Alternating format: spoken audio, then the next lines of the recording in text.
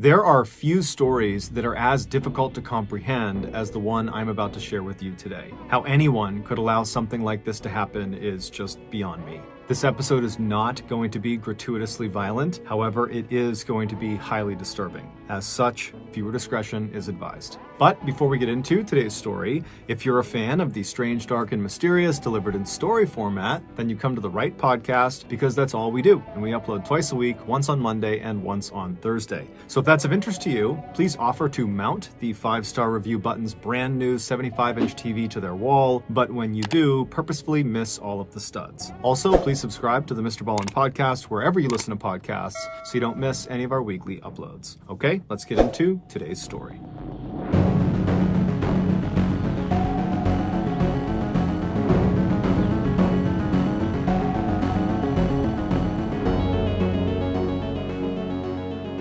Rachel Berkheimer was born on January 16, 1984 in Everett, Washington, which is a city that is located 25 miles north of Seattle and sits on the banks of the Puget Sound, which is a large inlet of the Pacific Ocean. At the time of her birth, Rachel's parents, Bill and Denise, already had one child, a daughter named Megan, and so when Rachel arrived, they decided their family was complete. Initially, there was some concern that Rachel could have some health issues because by the time she was 2.5 years old, she still was not talking, and so her parents were concerned she could be deaf.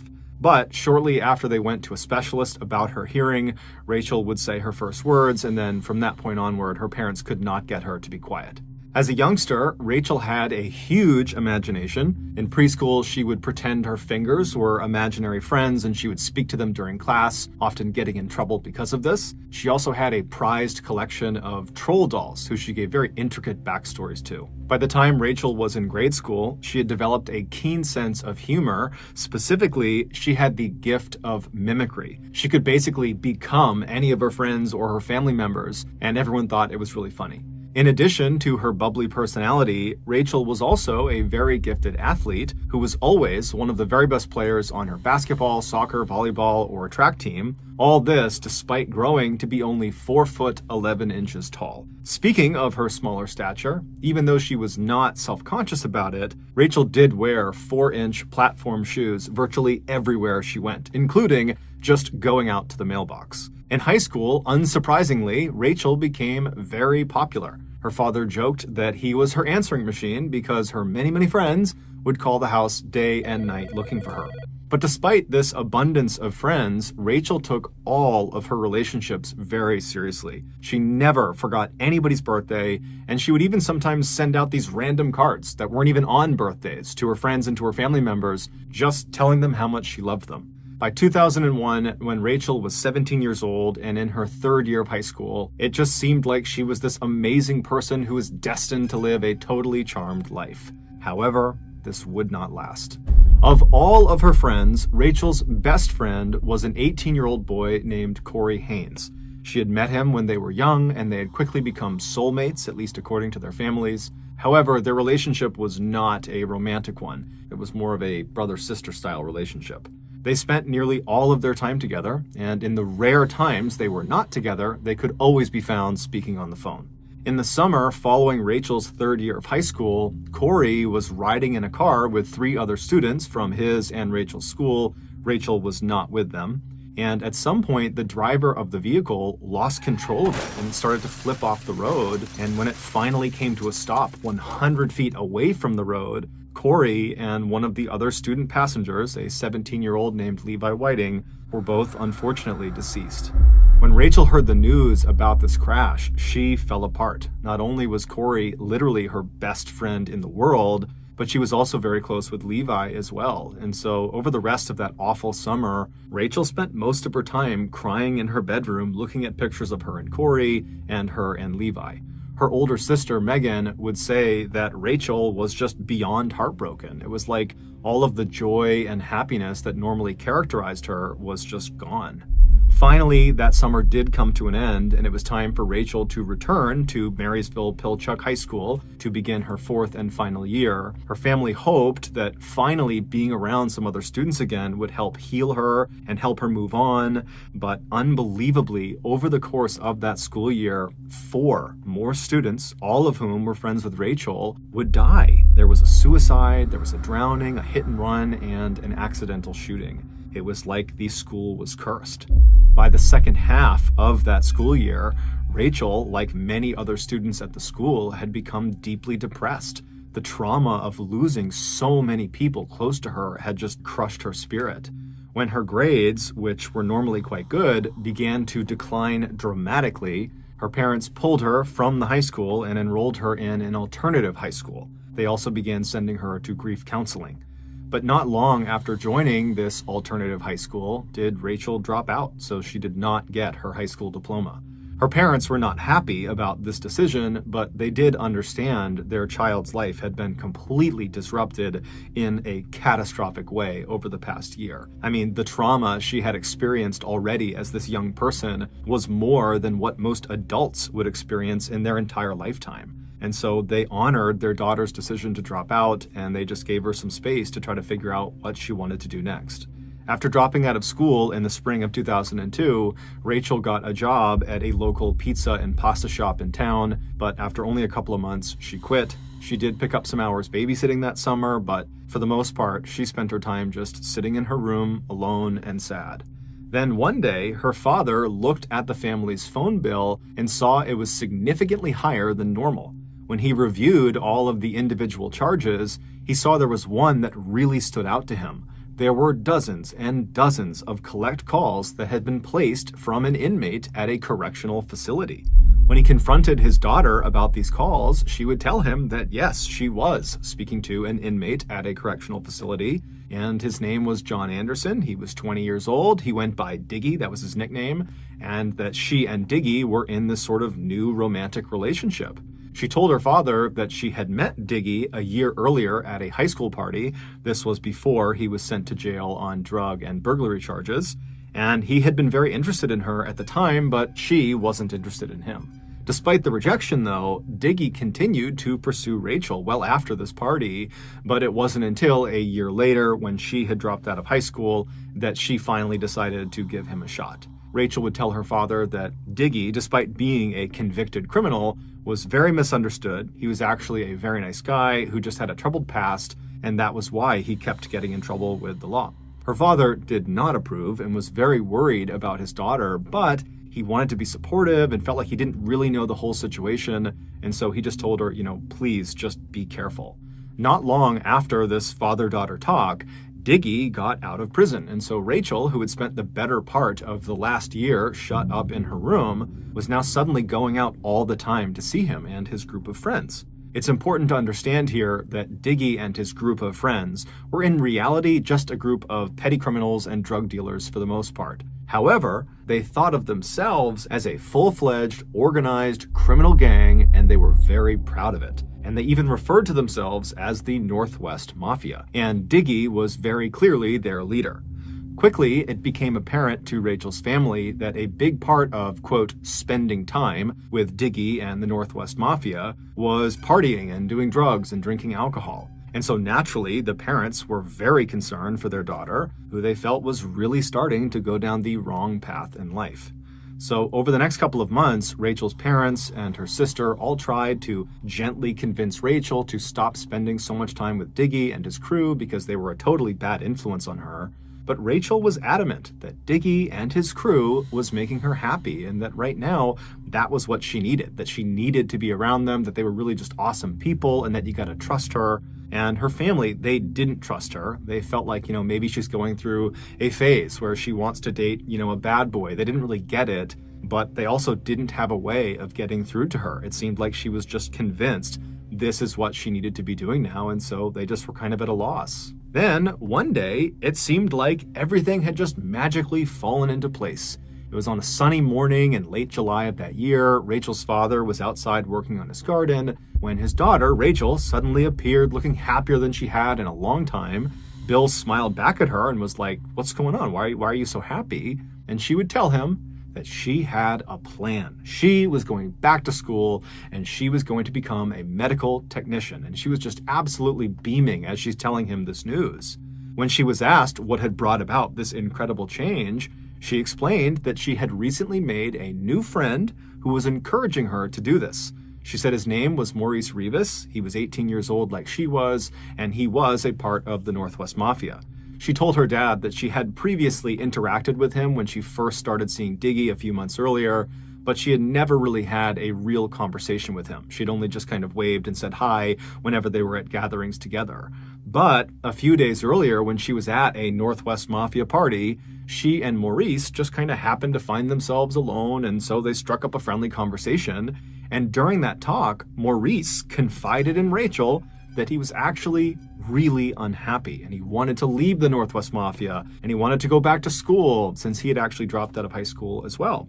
And when Rachel heard him say this, she had an epiphany. She realized she felt exactly the way he did. She didn't like being in the Northwest Mafia. She didn't even know why she was in the Northwest Mafia. She didn't know why she was seeing Diggy, and it was like it all clicked for her. And so she confided in Maurice, this guy who she barely knew. She said, you know what? I feel the same way. I don't want to spend time with these people. I want to go back to school.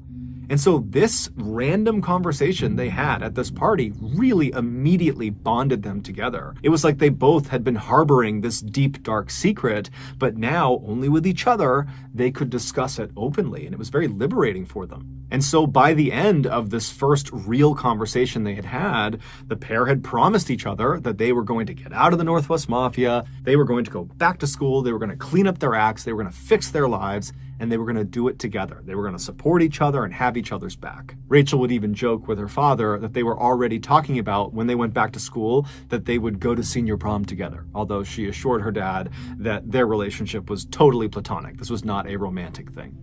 Bill, her father, had no idea what to say. This was literally the best case scenario. It was the thing her family had been hoping for over these last several months, and it seemed like it was finally happening. And so he told Rachel he was so proud of her. He gave her a big hug and said, look, if you need anything, just let me know. And Rachel smiled and she gave him a hug back, and then she turned around and skipped back inside the house. And sure enough, over the next 2 months, Rachel did act very differently. She started very intentionally getting her life back together. She started spending more time at home with her family, and she started going to church with her mom, and she also began reconnecting with some of her older high school friends who had always been a positive influence on her. And so by September of that year, Rachel did seem like she was more or less back to her old happy self. Except there was one element of her life, of her old life, so to speak, that she was not able to shake.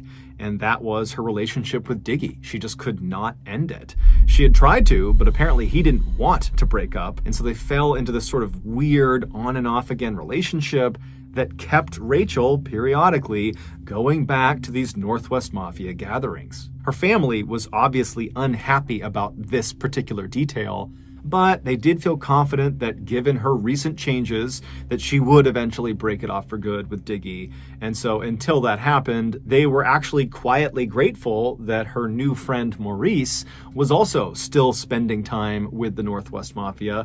He too was kind of struggling to fully break contact with them. And so the family was thinking, well, yeah, they do need to leave, but for the time being, when they're at these gatherings, at least they'll have each other. On September 23rd of that year, Rachel was invited to a Northwest Mafia get-together, and she did agree to go. Before she left her house, she did not give her family very much information about what she was doing or where she was going. All they knew was that apparently she was going out to see some friends. And so that night, when Rachel did not come back home, her family was definitely concerned about her, but they assumed she must have made plans to stay out at this friend or friend's house for the night. And since she didn't have a cell phone, they couldn't call her to confirm that, and so they just had to wait until the next day to see if she would show up again. But the next day arrived, and Rachel did not show up again, and when her family began calling around to her various friends' houses, both old and new, no one seemed to know where she was. For a couple of days, the family continued to call around town and even drove around town putting up posters, asking people to come forward if they had seen her, but there was no sign of her. And so finally, on September 27th, the family went to police and they officially reported Rachel missing. The police immediately jumped into action, sending out units to scour all corners of Everett, Washington, and the surrounding areas. They also began questioning virtually anyone who was even remotely affiliated with Rachel in hopes they might know something. But despite this really aggressive initial push by police, it led to nothing. Then, out of nowhere, someone very unexpected came forward and gave the police a huge tip. And this tip would ultimately lead police to discover the truly unbelievable story of what happened to Rachel. The following is that story. After leaving her house on the afternoon of September 23rd, the day she told her family she was going to see friends, Rachel made the short drive over to 16-year-old Nathan Lovelace's house. He was going to be the host for that evening's get-together with the Northwest Mafia. When she arrived, Nathan, along with Rachel's good friend Maurice and a 17-year-old named Matthew Durham, were sitting in the living room, and while they waited for more friends of theirs to arrive, Nathan's father suddenly came home. Apparently, he had gotten off work early, and so not wanting to hang out around the prying eyes of a parent, the trio decided it would be better if they just left and spent their night at someone else's house. And so they made their way over to Kevin Jihad's house. Kevin was a 32-year-old, and he owned his own place. When they arrived, they found Kevin, along with 22-year-olds John Whitaker and Jeffrey Barth, and 20-year-old Tony Williams, all sitting around in the living room, just kind of joking around. They're playing video games, they're drinking alcohol, and they're smoking marijuana. Rachel, along with Maurice, Nathan, and Matthew, just took up spots on the couch right near the entrance to the room, and before long, they were joking around and having a good time too. At 4 p.m., Rachel's on-again, off-again boyfriend, Diggy, stormed into Kevin's living room looking furious. Without warning, he punched two of the guys sitting nearest Rachel, and then he pulled out a gun and he began aiming it wildly around the room. And this instantly silenced the group because no one knew what he was on about. And Rachel, who's sitting right near the door, she does not want to be part of this, and she's thinking this has nothing to do with me, and so she decides she's going to get up and kind of slip out and let them deal with Diggy and whatever is going on in here. And so she stands up, trying to be as quiet and small as she can, and she begins edging towards the door. But in order to fully leave the living room and escape this situation, she would need to walk right past Diggy, who was standing in the doorway. And as she got closer to him, about to make that move out of the room, Diggy seemed to notice her, and he put his gun down, and he turned to face her, and then he turned his whole body, so he was squared up with Rachel, as if he was getting ready to fight her. And then Rachel just kind of tried to make herself as small and as timid as she possibly could, and she tried to just slip past him, but right as she did, Diggy reached out with his left hand, and he grabbed her scalp, he grabbed her hair, and then he wound up and he blasted her in the face with his right hand, and then with his left, he kind of chucked her back into the room she had just tried to escape from. And then the worst night of Rachel's life would begin. As soon as she hit the floor in that room, she tried to scramble back to her feet, but before she could, she was getting punched and kicked by Diggy and several other of her friends who had just been sitting in the room joking around with her, and then the others who were in the room who were not actively participating in beating her, which included Maurice Rivas. They sat there idly doing nothing while Rachel screamed for their help. When her screams got so loud, Diggy was concerned the neighbors would hear her. One of the idle onlookers in the room, 20-year-old Tony Williams, simply turned the music up to drown her screams out. After a few horrible, violent minutes, Diggy told the others to stop, at which point he reached down and he grabbed Rachel's hair again and dragged her out of the room, and then he dragged her across the kitchen floor and through a door that led into the garage. Once she was inside the garage, he jammed a dirty sock into her mouth and he covered her mouth over with duct tape, and then he bound her wrists and her body with rope, and then once he was certain she could neither make any noise or go anywhere, he pushed her over so she was laying on her side all bound up, and then he just left. He went back into the house and back into the living room with the others. What Rachel was not aware of was this entire night was a setup. Diggy was furious with her, most likely due to a combination of rage that she had tried to break up with him and just jealousy that she was now showing affection to other men in the group, such as Maurice and a few others. And so Diggy had ordered the other members of the Northwest Mafia to help put her in her place. It was unclear exactly what he meant by this, but all of the Mafia members knew this meant physically harming Rachel in some way, and they agreed to it. Originally, the plan had been to lure her to Nathan's house under the false pretenses of just a normal night hanging out with some friends, and then at some point, Nathan, Matthew, and her close friend Maurice would abduct her and bring her to Diggy for whatever else he had planned for her. But Nathan's dad had come home early before they could enact their plan, And so when that happened, Nathan had to sneak off and privately call Diggy and ask what to do next. And Diggy, who was totally frustrated by this, just said, you know what, bring her to Kevin's house and we will all deal with her when she gets here. So when Rachel sat down on the couch in Kevin's house next to Maurice and her other friends, who she thought she was just enjoying a fun night out with, in reality, they were all acting. They were trying to act like this was just another night and kind of get her off guard so that when Diggy came storming into the room pretending to be mad, which was the sign, they would all attack her. But now that the plan had worked and Rachel had fallen into their trap and had gotten badly beaten up and was restrained and helpless in the garage, Diggy didn't have a plan for what they were going to do next. So instead of doing anything, the 8 guys who had just beaten up and restrained Rachel just simply went back to doing drugs and drinking and playing video games in the living room. Then, a few hours later at 9 p.m., Kevin's girlfriend, Trissa Connor, she came home, and when she did, she entered the house through the garage. And when she saw Rachel laying on the ground, restrained, badly beaten up, her left eye is totally swollen, she ran over to her because, one, she actually didn't know who Rachel was. So this is just a random girl in her garage that's beaten up and restrained. And so she runs over to her, she rips the tape off of her mouth, she pulls the sock out, and right away, Rachel is pleading with her to let her go, she won't tell anyone,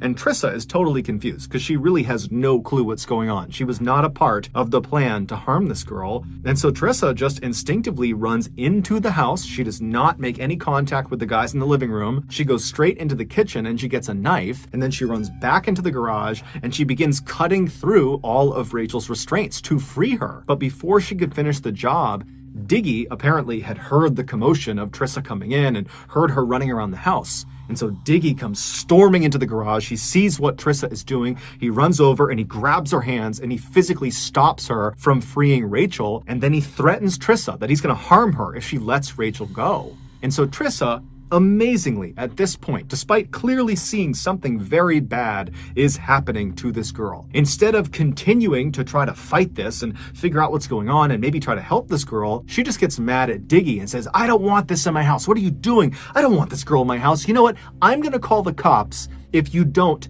get rid of her.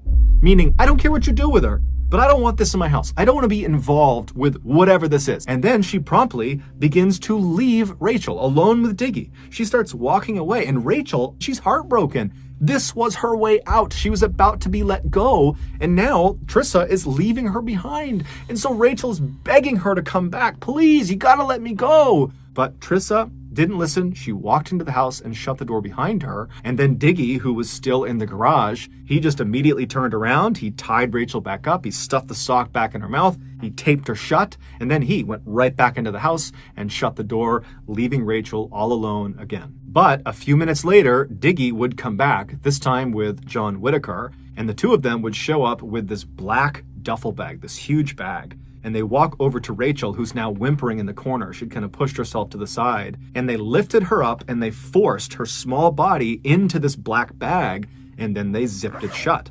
And while they did this, Matthew Durham, who had been in the living room, he had gone outside and gotten his red Jeep, and he had backed it up to the closed garage door. And then once Diggy and John had Rachel secured in this bag, they opened the garage door up and they put her in the back of the Jeep and they shut the Jeep's back door. And then Diggy ordered John, along with Matthew and Rachel's friend Maurice, who had just come outside, to just go drive around town with Rachel in the trunk until he, Diggy, figured out what they were going to do next. And so the trio hopped in the red Jeep and did what their leader told them to do. They began driving around Everett with Rachel in the trunk. And this whole time, Rachel could clearly hear anything that was said inside of the vehicle, but apparently during this initial drive around, the trio didn't talk. So it's unclear if she understood who was actually with her. But eventually, during this drive around, one of the 3 young men in the Jeep got a call from Diggy, who told them he had his plan, so come pick him up. At this point, the trio decide, for whatever reason, to just dump Rachel somewhere, basically stash her somewhere in her bag,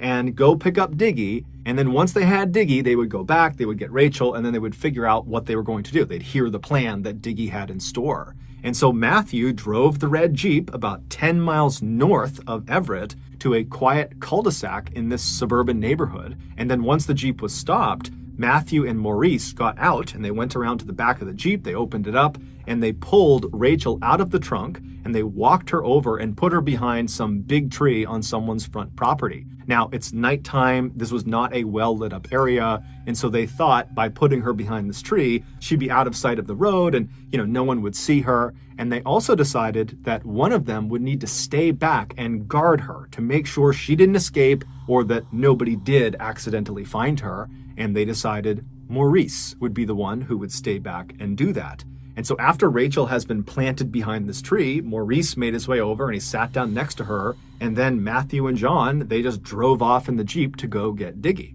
And so once the Jeep had driven off, Rachel, who could clearly hear their discussions and she could hear the Jeep pulling off, she knows she is now alone with her good friend Maurice. And so this is her opportunity to plead with him to help her. And so as soon as she hears that Jeep is gone, she starts screaming through her gag on her mouth to try to get his attention. And it worked. Maurice quickly unzipped the bag and pulled her gag off, but he didn't untie her. And right away, Rachel, she is so upset. She's frantic. And she says to Maurice, "They're going to kill me if you don't get me out of here. You have to free me." And Maurice was just very nonchalant. And he said, "Yeah, I think you're making a big deal about this. You're going to be fine. Just go along with it. It's not a big deal." But Rachel couldn't believe what she was hearing. And so she's saying, "Maurice, don't you get it? They are going to kill me. This is the chance. Let me out. Save me. You're supposed to be my friend. Let me go." But Maurice just continued to do nothing. He just kept telling her it wasn't a big deal. She was blowing this up out of proportion. And then at some point, Rachel, after quite a bit of time had passed, and now she's thinking, Diggy and the others, they're going to be back soon. And so she says to Maurice, "You know what? If they're going to kill me, I just don't want to be drowned. I'm terrified of being drowned. At least make them shoot me. Make it quick." And at this, Maurice just doesn't say anything. And instead, he reaches down and he grabs the sock and he puts it in Rachel's mouth. He puts the tape over her mouth and then he presses her down into the bag and he zips it shut. And then he waits for Diggy and the others to come back. And sure enough, just a couple of minutes later, Matthew, John, and Diggy returned in the Jeep to the cul-de-sac. They got out and they lifted Rachel up inside of the bag and they brought her back over and put her in the trunk of the Jeep, which now contained 4 new shovels. And then once the trunk was shut, all 4 men piled inside as well. And then Diggy told Matthew to head out to a particular off-roading spot he was familiar with. It was about 30 miles to the northeast. And over the course of this hour-long drive, Rachel could hear everything being said inside of this Jeep. And she would have heard all the details of exactly what Diggy had planned for her. And so she knows what's going to happen to her, but she can't do anything about it. She's just bound in the back of this Jeep. And so around midnight, they reached their destination, this off-roading site, which was basically this thick forest at the foot of a mountain near a small pond. And once they parked, the men got out, leaving Rachel in the trunk with the trunk shut, and they began walking around the back of the vehicle and started looking on the ground until Diggy said he had found a spot that he really liked, and it was about 10 or 15 feet behind the vehicle. And so once this spot was identified, the men walked back to the Jeep, they opened up the trunk, and they left Rachel, but they pulled out their shovels. Diggy, John, and Matthew, they all took their shovels and walked to this designated spot on the ground, and they began digging, but Maurice didn't. He stayed back at the Jeep, standing right against the trunk with Rachel right behind him. So again, he has this opportunity where, in theory, he could help Rachel, but while she whimpered behind him and tried to get his attention and tried to get him to help her, he just ignored her, and he pulled out a cigarette and he began smoking, and he also had a soda that he was drinking. And so he's just standing there doing nothing. And at some point, Diggy looks up and notices this, and he yells at Maurice to come help them, get your shovel and start digging. And so Maurice, reluctantly, puts his cigarette out, throws his soda can away, and then he grabbed the last remaining shovel, and then he walked away from Rachel and the Jeep over to this site, and he began to dig as well. For the next 30 minutes or so, Rachel, who's still in the trunk is open, she's still in the bag, she's forced to listen to the sound of these 4 people dig what sounds like a very sizable hole.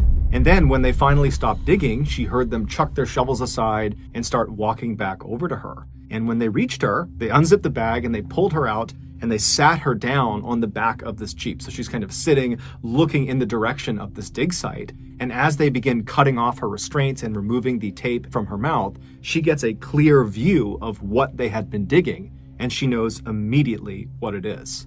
They were digging her grave. After all the restraints and everything was off of her, Diggy ordered John to start taking all of her clothes and jewelry off. Rachel knew at this point she was about to die. There was nothing she could do to stop it. She was outnumbered. She was in the middle of nowhere. She would have been overpowered. So she knows she's going to die. And so she had nothing to lose. And so when John grabbed her and tried to rip her clothes off, she fought back aggressively. And she looks at Diggy and she says, "At least allow me the dignity of removing my clothes and jewelry myself." And so Diggy looks at her and he says, "Fine." And so all of the men back up. And then Rachel, in front of these 4 people who earlier that day she would have considered her friends, she began taking all of her clothes off. And then after she had removed all of her clothes and all of her jewelry, she left one ring on her hand. And she clutched it with her other hand. And she looked at Diggy and said, "Can I please just keep this one?" The ring she was holding on to was a ring that her good friend Corey Haynes had given her right before he was killed in that car accident. And Diggy just says, "No." And he reaches out and he literally pulls it off of her hand. And so standing there completely naked and alone and terrified, Rachel was then ordered by Diggy to start walking towards the grave. And so Rachel, with as much grace as she could muster, stood up straight, took a deep breath, and began walking. And then she finally reached the edge of the grave, at which point Diggy told her to walk down inside. And so Rachel very carefully turned around and lowered herself down into the grave. And then she stood up in the middle of the grave with her back to her attackers, at which point Diggy said, "Get on your knees." And so she did this, and as soon as she was down on her knees, she looked skyward and she pressed her hands together and put them right up against her chest, and she began praying. And as she's looking upward towards the sky, Diggy laughs at her and says, "Don't worry, you'll be up there soon." And then Diggy pulled his gun out, he aimed it at her back, and he began firing the gun. And he shot several times into the back of her head, into her back, and then his gun jammed, at which point he cleared the jam, he reloaded his gun, and then fired even more shots into her body. And then he put his gun away, and he, along with the other 3 men who had just witnessed this and participated in this, used their shovels to fill the hole back in, covering her up. Once she was buried, the men rounded up all of her things, along with the shovels and the murder weapon, and they chucked it into the nearby pond. Diggy made sure to crush the ring Rachel had said was so important to her before he threw it into the water. Then the men climbed back into the red Jeep and they drove back to Everett. And on the ride, Diggy would tell them that if they told anyone about what they had just done, he would kill them too. But just a few days later, after Rachel had been reported missing, the mother of Jeffrey Barth. Jeffrey was someone who had been at Kevin Jihad's house on the night Rachel was abducted, and he also played a role in her capture. His mother, Jeffrey Barth's mother, behind his back, went to police and told them that she thought her son knew something about Rachel's disappearance. And so the police, they rushed to Jeffrey and they interviewed him, and he would quickly say, "Oh, I don't know anything, but you should talk to Matthew Durham." Matthew, if you remember, was the driver the night Rachel was killed. He also helped dig her grave and he witnessed her murder. And when police spoke to Matthew, at first he refused to speak and tried to act tough, but when the police ratcheted up the pressure, he cracked and he told them everything, including where to find Rachel's body. And as soon as it became clear the police had Rachel's body, every other member of the Northwest Mafia who had been involved in Rachel's murder rushed to speak with the police because they were all trying to save themselves by blaming the other people in the group. And so that is why we have such a clear picture of exactly what happened to Rachel in her final moments, because those responsible told the police everything. During their trials, all 8 of the accused Northwest Mafia members were smug and did not take responsibility for their actions. But the worst of all of them by far was Diggy. During his trial, he smiled, and he even repeatedly turned around to look at Rachel's family so he could laugh at them and wink at them. Ultimately, all 8 of the accused were found guilty of various charges ranging from rendering criminal assistance all the way up to first-degree murder. 16-year-old Nathan Lovelace, whose home was supposed to be the site of the kidnapping, was sentenced to 116 days in jail. 20-year-old Tony Williams, who turned the volume of the music up to drown out Rachel's screams, and who also got the duct tape for Diggy when he was restraining Rachel in the garage, he received slightly more than 9 years in prison. 22-year-old Jeffrey Barth, who played a large role in subduing and kidnapping Rachel, and whose mother had gone to police and tipped them off about what had happened, he received 10 years in prison. 18-year-old Maurice Rivas, who was Rachel's closest friend in the group and who had pledged to support her and have her back as they got their lives together, he was sentenced to nearly 26 years in prison for assisting in Rachel's abduction and helping dig her grave. 17-year-old Matthew Durham, who drove the Jeep that carried Rachel to her death and who also helped dig Rachel's grave, he received 26 years in prison. 32-year-old Kevin Jihad, who was determined to have masterminded the finer details of the abduction and the murder, he was sentenced to nearly 37 years in prison. 22-year-old John Whitaker was sentenced to life in prison for being directly involved in the entire abduction and murder process. And 20-year-old John Diggy Anderson, the leader of the Northwest Mafia and Rachel's ex-boyfriend, he was also sentenced to life in prison for his role in her murder. Throughout Rachel's horrible ordeal, there were many people who could have stepped in and stopped what was happening to her, most notably Trissa Connor, who was Kevin Jihad's girlfriend and who found Rachel tied up in the garage, and Maurice Rivas, who was alone with Rachel in that cul-de-sac and could have easily freed her, but didn't.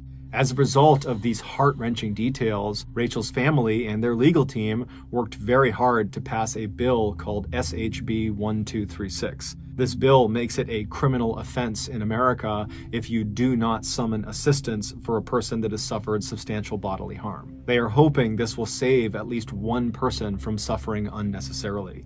Today, the Berkheimer family is still grieving the loss of their Rachel. However, her father, Bill, takes solace in a particular photograph the police showed him. After Rachel's gravesite was discovered and her body was removed from it, the police took a photo of the grave itself.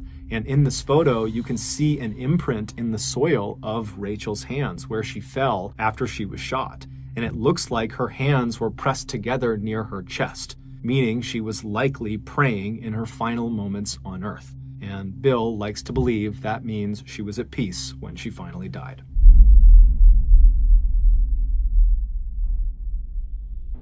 Thank you for listening to the MrBallen Podcast. If you enjoyed this episode, please offer to hang the 5-star review button's new 75-inch TV on their wall, but purposefully miss all of the studs. Also, please subscribe to the MrBallen Podcast on iTunes, Amazon, Spotify, and everywhere else you get your podcasts. This podcast airs every Monday and Thursday morning, but in the meantime, you can always watch one of the hundreds of stories I have posted on my YouTube channel, which is just called MrBallen. If you want to get in touch with me, you can direct message me on any major social media platform. My username on all of them is just MrBallen, and yes, I really do read the majority of my DMs. Lastly, we have some really cool merchandise, so head on over to shopmrballen.com to have a look. That's going to do it. I really appreciate your support. Until next time, see ya.